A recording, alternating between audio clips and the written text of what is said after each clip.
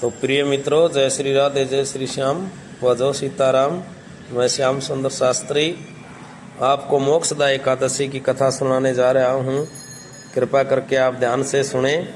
जैसा इसका नाम है कि मोक्षदा एकादशी, तो ये मृतक व्यक्ति को मोक्ष प्रदान करने वाली है। यानी कि इस एकादशी के रखने से जो पुण्य मिलता है वो मृतक व्यक्ति को जो है मुक्ति प्रदान करता है, इसलिए इसका नाम मोक्षदा एकादशी व्रत रखा गया है। तो ये मार्गशीर्ष मास शुक्ल पक्ष की एकादशी को मोक्षदा एकादशी व्रत कहते हैं। तो अब इसकी कथा सुनिए। बोलिए श्री हरिनारायण भगवान की जय हो। तो प्राचीन काल में गोकुलपुर में एक जो वेखानस नाम का राजा रहता था, उसको रात्रि में एक दिन स्वप्न आता है और उसको अपना जो पिता था, वेखानस का जो राजा का पिता था, वो बहुत ही जो है नरक में पीड़ा भोग रहा है। उसको ऐसा दृश्य स्वप्न में दिखाई दिया। तो उसके पिता को जो है यम के दूत बहुत सता रहे हैं, यम के दूत उसके पिता को बहुत कष्ट प्रदान कर रहे हैं, ऐसा उसको सपने में दर्शन दिया। तो उसने सुबह उठ करके जो है अपने राज्य के जो भी ब्राह्मण देवता थे उनको बुला करके और राज्य मंत्रियों को बुला करके तो ये बात सपने की उनके सामने प्रस्तुत करी।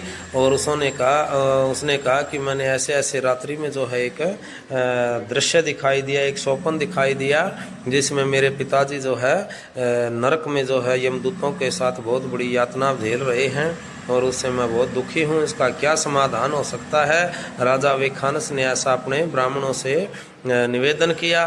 तो ब्राह्मणों ने सोच विचार करके कहा कि आपके समीप ही वन में एक पर्वत नाम के ऋषि रहते हैं, आप उनके पास जाइए, वो आपकी समस्या का समाधान कर सकते हैं। तो इस प्रकार जो है राजा अपनी नगरी से बाहर वन में एक पर्वत ऋषि के पास गए। तो उन्होंने अपना स्वप्न ऋषि जी को सुनाया।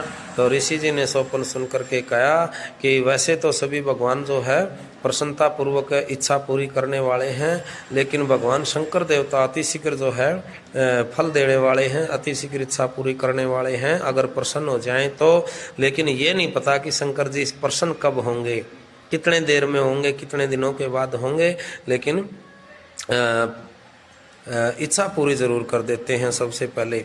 तो इस प्रकार से जो है उन्होंने ये कहा ऋषि जी ने उनसे राजा से। लेकिन फिर राजा बोला कि ये तो थोड़ा सा कठिन कार्य है ऋषिवर, मेरे को कोई आसान उपाय बताइए।